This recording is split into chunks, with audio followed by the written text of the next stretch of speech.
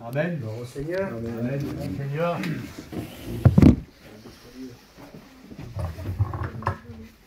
Vous avez encore un prêcheur ce soir. Amen. Amen.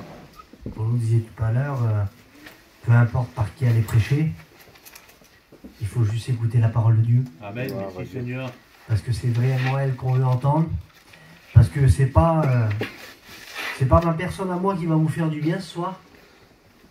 C'est sûr que de ma bouche va sortir les paroles de Dieu, mais celui qui a la puissance de te faire du bien, c'est le Seigneur Jésus. Amen. Merci C'est le Seigneur. Saint-Esprit. Amen, que Dieu soit béni. Et on compte que sur ça, et on mise que sur ça. Béni soit Dieu, Amen. sur sa parole, sur les Écritures.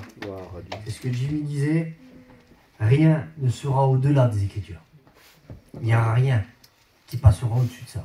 D'ailleurs, tout passera, dit l'Écriture, mais sa parole à lui, elle demeurera. Amen. Que Dieu soit béni. Et c'est pour ça que ce soir, je suis venu avec ma Bible, amen, et je vais vous citer les Écritures. Amen. Merci Seigneur. Que Dieu soit béni. Amen. Mais il y a plusieurs sujets dans la parole de Dieu.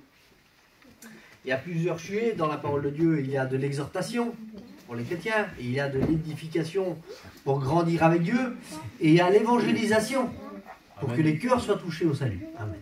Il y a plusieurs doctrines, plusieurs sujets. C'est un terrain très vaste que j'en suis sûr qu'avec une seule vie, on n'en a pas assez pour tout expliquer ça. C'est pour ça que les années se succèdent et puis d'autres serviteurs de Dieu reprennent le relais pour prêcher la parole de Dieu. Amen. Mais ce soir, amen, que Dieu soit béni, il y a un petit mot sur mon cœur. Amen. Amen. Il y a un petit mot sur mon cœur et j'aimerais vous le partager. Et peut-être que ce soir, alors je suis pas devin, je peux pas deviner ce qu'il y a dans vos cœurs, mais peut-être que ce soir il y aurait-il quelqu'un qui serait dans l'épreuve, qui serait dans l'épreuve dans son cœur, dans son foyer, dans sa vie, et qui dit rien et qui reste dans l'épreuve. Mais ce soir, Dieu a une parole pour toi. Amen. Amen. C'est ce que Dieu met sur mon cœur. Alors, l'épreuve, on va voir avec les Écritures. L'épreuve, c'est bien souvent Dieu qui la permet pour nous former. Mais il ne faut pas confondre, parce que des fois, lorsqu'on tombe dans l'épreuve, la Bible parle de diverses épreuves à laquelle nous pourrons être exposés, mais il ne faut pas confondre tentation et épreuve. Parce que des fois, de toute façon on va lire le texte d'introduction, on va lire celui-là, que personne, lorsqu'il est tenté, dise « c'est Dieu qui me tente », car Dieu ne peut être tenté par le mal. Et il est lui-même tenté par personne. Dieu ne pousse personne au mal. Dieu ne tente personne, Dieu ne pousse personne au mal. Mais bien souvent, le diable nous tente et on succombe à la tentation parce qu'on l'a commis un péché, parce qu'on s'est écarté de la volonté de Dieu et on est attristé. Et on reste dans cette épreuve-là, parce que c'est pour nous une épreuve après. Lorsqu'on est tenté, lorsqu'on a commis le péché, on a attristé, et c'est une sorte d'épreuve, mais cette épreuve-là, elle n'est pas bonne. C'est parce qu'on s'est éloigné de Dieu. Et c'est pas Dieu qui nous a emmenés là. C'est nous-mêmes. Le texte continue. Mais chacun est tenté quand il est attiré et amorcé par sa propre convoitise. Voyez ? C'est pas Dieu qui nous a amenés là. C'est bien souvent nous qui s'est mis dedans. Et on prend ça comme une épreuve qu'on ne peut pas s'en sortir. Et faut pas confondre, frères et sœurs. Lorsqu'on se met dans une épreuve nous-mêmes à cause de notre péché, Dieu peut nous en sortir parce que Dieu est fidèle. Amen. Dieu pardonne. Mais l'épreuve où Dieu nous met, c'est celle-ci. C'est pas la tentation, c'est la vraie épreuve. Et dans les Écritures, amen, il y a un exemple formidable. Et ça, c'était le super homme de Dieu. Et Dieu l'a amené là. c'est Genèse chapitre 22. C'est Abraham. Et Abraham, là, lui, il n'a pas péché, Abraham. Il est très bien avec Dieu, il est en communion parfaite avec son Seigneur. Il a reçu les promesses de Dieu qui vont s'accomplir plus tard. Et il est en pleine effervescence de sa vie avec Dieu. Il est en pleine effervescence de sa vie avec Dieu. Et là, Dieu va lui demander quelque chose. Et là, c'est Dieu qui va le mettre à l'épreuve. C'est pas Abraham qui s'est foutu dans un travers. C'est Dieu réellement qui va le mettre à l'épreuve. Et vous savez ce qu'il va lui demander. Après ces choses, Dieu mit Abraham à l'épreuve et lui dit, Abraham, il répondit, me voici. Dieu lui dit, prends ton fils, mon unique, prends ton fils, ton unique, celui que tu aimes, Isaac, va-t'en au pays de Morija et offre-le en holocauste sur l'une des montagnes que je te montrerai. Seigneur, Dieu lui demande son fils, son unique enfant. Chose infaisable à donner. Dieu l'a fait. Il a donné son fils, Jésus-Christ. Et Abraham, là, tellement il aime Dieu, tellement il veut plaire à Dieu, tellement il veut faire Dieu son sujet suprême, il va vouloir obéir à Dieu. Et il va tout préparer avec son fils, vous connaissez l'histoire. Et il va amener son fils au haut de la montagne là-bas. Et prêt à offrir son fils. À la dernière limite, il est prêt à le faire pour Dieu. Tellement il l'aime. Il est dans l'épreuve, Abraham. Il est dans la souffrance. Mais il persiste. Amen. Il fait de son épreuve une formation. Il fait de son épreuve une édification. Il fait de son épreuve quelque chose d'extraordinaire. Quelque chose qui va le pousser à l'impossible. Et c'est tout à fait différent entre se jeter dans une tentation et de résister à l'épreuve. Et Dieu, là, prêt à ce que Abraham offre son fils en sacrifice, et va lui dire, Abraham, ne porte pas la main sur l'enfant, car j'ai vu ta foi, j'ai vu tes efforts, j'ai vu ta persistance, j'ai vu jusqu'à où tu m'aimais. Amen. Et là, Dieu sort de l'épreuve les hommes justes, nous dit la Bible. Que Dieu soit béni. Et c'est une histoire extraordinaire, c'est une histoire merveilleuse. Moi, je la relate comme ça, parce qu'il faudrait parler plusieurs minutes dessus, mais bon, on va voir autre chose. J'aimerais juste te dire ça ce soir, et c'est ce qu'il y a dans mon cœur spontanément pour toi. Il ne faut pas confondre entre tentation et épreuve. Ne crois pas que si tu as été tenté, que si tu es attristé là, c'est pas la faute de Dieu, ça.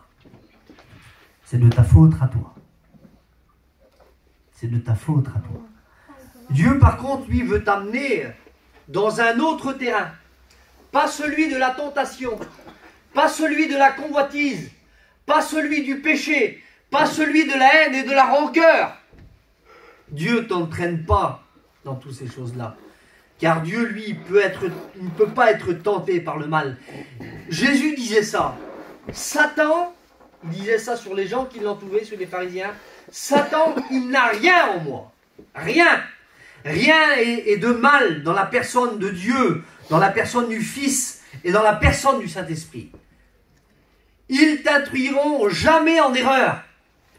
Jamais ils te tenteront et te pousseront vers le mal. Si tu as fauté, c'est de ta faute. C'est de la faute aussi de l'ennemi qui t'amène sur ce mauvais terrain-là. Alors je ne sais pas sur quel terrain tu es ce soir, mais si tu serais attristé par la faute que tu as commise, Dieu peut t'en tirer aussi, que Dieu soit béni, parce que Jésus t'aime. Amen.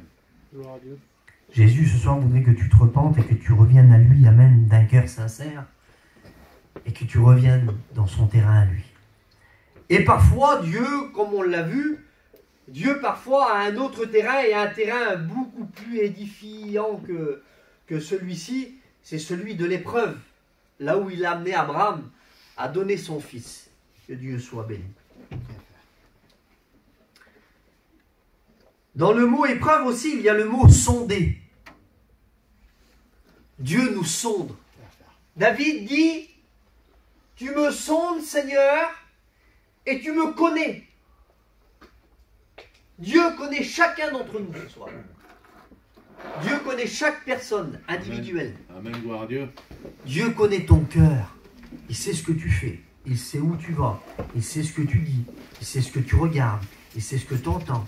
Il sait tout, le Seigneur. Tu me sondes et tu me connais, Seigneur. Et dans le mot sonder, là, dans l'épreuve, là où Dieu nous amène parfois, c'est peut-être là aussi où tu te trouves ce soir. Tu sens que Dieu t'a mis à l'épreuve depuis quelque temps. Tu sens que c'est dur. Dieu te demande des choses et il faut que tu persévères dans ces choses pour les obtenir. Mais tu sens que dans cette épreuve-là, c'est difficile. Mais tu sens qu'au bout, là-bas, il va y avoir quelque chose de bien. Est-ce que ça vous a déjà arrivé, ça? Amen. Ça m'a déjà arrivé. C'est pour ça que je vous prêche ce soir. Dieu nous entraîne dans un terrain d'épreuve, dans un terrain très dur. On voit ça pour les responsables d'église. Moi, j'y suis pas encore. Mais on voit ça pour les responsables d'église. Parfois, c'est dur de gérer les programmes, d'apporter la parole de Dieu, de faire attention aux chrétiens. C'est dur. C'est une épreuve. C'est constant. C'est toujours sur nous et on y fait attention. Et c'est dur. Et parfois, il y a aussi l'ennemi qui vient s'en mêler. Mais c'est surtout Dieu qui veut nous emmener dans ce terrain-là pour nous sonder, pour savoir jusqu'à où on peut aller. Et Dieu a voulu mettre justement Abraham à l'épreuve jusqu'à où Abraham était capable d'y aller. Abraham a été capable d'offrir son fils. Vous imaginez? De donner son fils tellement il aimait Dieu. Et Dieu, avant qu'il commette l'irréparable, Dieu l'a stoppé. Tu sais que Dieu peut stopper ton épreuve? Amen, gloire à Dieu. Dieu peut mettre un terme à ton épreuve pour te donner une grande bénédiction. Tu le sais ça? Amen. Que Dieu soit béni. Et avant de nous donner, de nous débloquer de notre épreuve, de nous sortir de notre épreuve, Dieu nous sonde. Amen. Que Dieu soit béni. Dieu nous sonde. Et on va lire un texte ensemble. Ça se trouve dans les psaumes.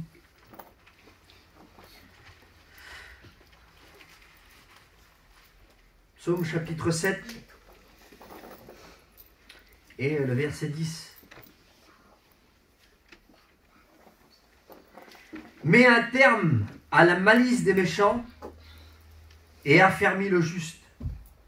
Toi qui sondes les cœurs et les reins, Dieu juste. C'est Dieu qui est juste. C'est pas les hommes. Parfois, nous ne sommes pas toujours à droite. Mais Dieu, lui, est le juste juge. C'est écrit. Psaume chapitre 7 et le verset 12. Dieu est le juste juge. Que Dieu soit béni. Et lui, il sait juger justement ton épreuve. Parfois, toi, tu voudrais régimer, tu voudrais contrer l'épreuve de Dieu qui est sur ta vie. Tu voudrais dire, Seigneur, pourquoi? Pourquoi ceci? Pourquoi cela? Pourquoi il m'arrive ça? Pourquoi c'est comme ça, Seigneur? Pourquoi que c'est si difficile que ça? Ça m'est arrivé. Ça m'est déjà arrivé. J'ai déjà parlé comme ça avec Dieu et j'ai dit, Seigneur, pourquoi? Pourquoi tu me fais ça? Je ne mérite pas. Pourquoi, Seigneur, c'est si difficile? Et dans cette histoire-là, moi, je vous dis mon sentiment ce soir, c'est pas moi qui m'avais jeté dans un péché. C'est pas moi qui m'avais laissé tenter par le diable. J'avais rien fait, moi, dans l'histoire. C'était Dieu, à ce moment-là, qui voulait que j'entre dans l'épreuve pour que je comprenne quelque chose. Et pour moi, c'était long, c'était dur à surmonter. Et je dis, Seigneur, pourquoi? Quand est-ce que ça va cesser? Que Dieu soit béni. Et à un moment ou à un autre, là où je m'en attendais pas, ça s'est fait récemment là. Et ça faisait longtemps que j'étais dedans. Et Dieu m'en a sorti. Amen. Gloire à Dieu. Que Dieu soit béni. Dieu m'en a sorti. Gloire à Dieu. Dieu m'a sorti de mon épreuve parce que c'était difficile. Pour moi-même, pour mon foyer, c'était compliqué. Et Dieu m'en a sorti. Amen. Amen. Aujourd'hui, je vous prêche ça, mais je l'ai vécu. Amen. Que Dieu soit béni. Et peut-être que ce soir, toi, tu es en train de vivre ça, justement. Tu es dans ton épreuve et t'attends que Dieu va t'en sortir. Eh bien, ce soir, c'est sûrement une parole de Dieu pour toi. Amen. Que Dieu soit béni. Que Dieu soit glorifié. Amen. Oui, avant de nous sortir, Dieu nous sonde pour savoir jusqu'à où on peut aller. Que Dieu soit béni. Être exposé aux épreuves.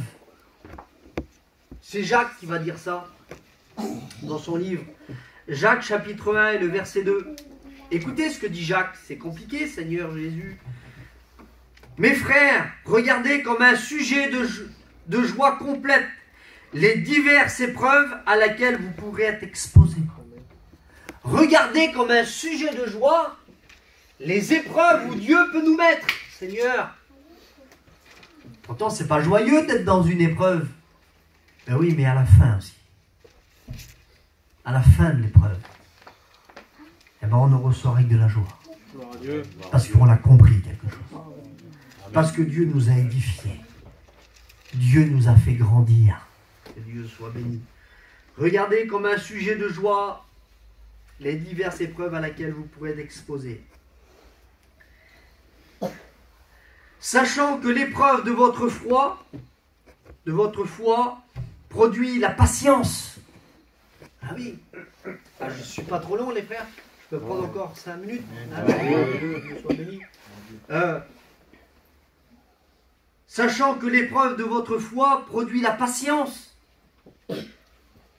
Je vous le dis sincère, ça fait 25 ans, moi, je suis chrétien.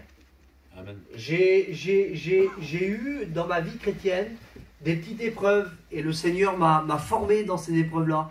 Mais quand je suis entré dans le ministère, ça fait pas longtemps, très récent, je suis un jeune prédicateur, moi, j'ai 7 ans que j'ai été à l'école biblique.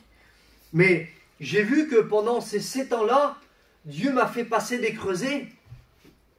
Et à chaque fois que je suis passé d'une épreuve à une autre, que j'en ai sorti d'une épreuve à une autre, elle dure 15 jours, elle dure 1 mois, elle dure 6 mois, elle dure 1 an, mais j'en sors, amen, parce que je suis fidèle et je veux plaire à mon Dieu, et Dieu m'en sort de ces épreuves-là, et ça produit de la patience en nous. Ça produit une patience. Lorsqu'on subit une épreuve et qu'on en sort, on se dit là, j'étais pas patient avant que je passe par là. J'avais pas compris ça, j'avais pas compris ça, j'avais pas compris ça et j'avais pas compris ça. Et lorsqu'on rentre dans une autre, ça nous rend patient. Ça nous rend attentifs en disant Seigneur, même si ça dure un petit peu plus longtemps, eh bien Seigneur, donne-moi à supporter. Et c'est ces prières-là après qu'on fait.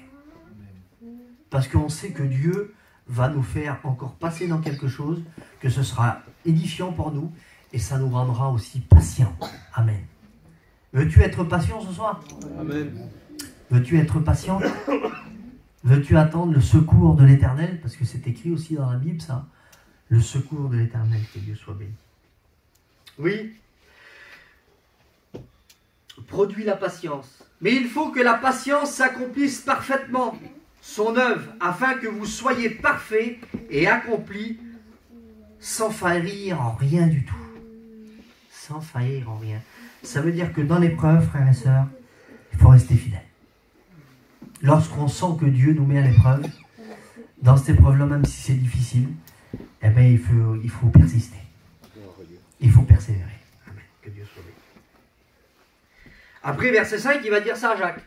Si quelqu'un d'entre vous manque de sagesse, qu'il la demande à Dieu, qu'il la donne simplement et sans reproche, et elle lui sera donnée. Alors, dans l'épreuve, il nous faut de la patience et il nous faut aussi de la sagesse. Amen. Et la sagesse, à s'acquiert aussi. Que Dieu soit béni. Lorsqu'on lit le livre des Proverbes, le livre des Ecclésiastes, on voit Salomon parler avec une grande sagesse. Que Dieu soit béni.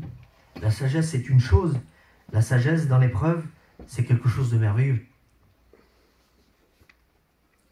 De ne pas parler, de ne rien dire, être sage, de bien regarder, de bien calculer, de peser le pour et le contre. Ça, c'est la sagesse aussi dans l'épreuve. Dans l'épreuve, on est en pleine épreuve, et il y a des fois, il faut le dire, il y a des fois des frères, des sœurs, les gens du monde, les Indas, les inconvertis, qui ne sont pas non plus aussi, on n'a rien à leur reprocher, parce que c'est comme ça, ils ne connaissent pas Dieu. Mais la famille, il est plein de choses sur nous, et ça vient, et là, il faut une certaine sagesse pour ne rien dire. Il faut une certaine sagesse, il faut une certaine patience pour justement l'épreuve de la surmonter avec fidélité, que Dieu soit béni. Et c'est à ça que Dieu nous appelle. Amen, que Dieu soit béni. Alors si quelqu'un manque de sagesse, qu'il la demande à Dieu, qui lui sera donnée gratuitement, sans reproche, que Dieu soit béni. Mais ça, il faut qu'il la demande avec foi, sans douter. Oui, parce que ça se demande la sagesse, la patience, la prière lorsqu'on prie.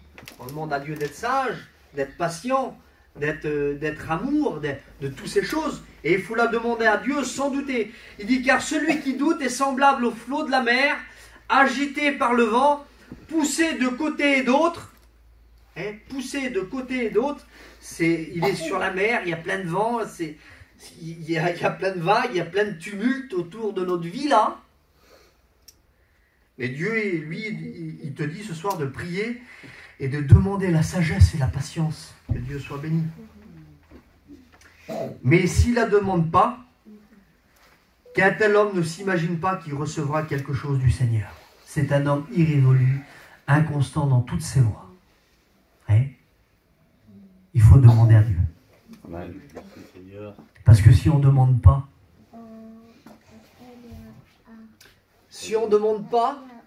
la sagesse, la patience lorsqu'on est dans l'épreuve, je le dis devant Dieu, et là il y a encore une autre affaire encore qui rentre en compte.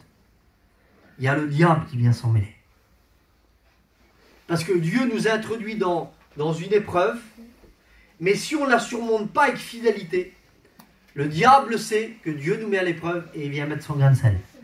Et là, c'est une autre affaire, frères et sœurs. Pour s'en sortir, c'est beaucoup plus difficile. Mais lorsqu'on demande la sagesse, amen, lorsqu'on demande la patience, alors Dieu nous alimente, amen, que Dieu soit béni. Dieu nous alimente par son esprit, par sa vie à lui, par la vie de l'esprit.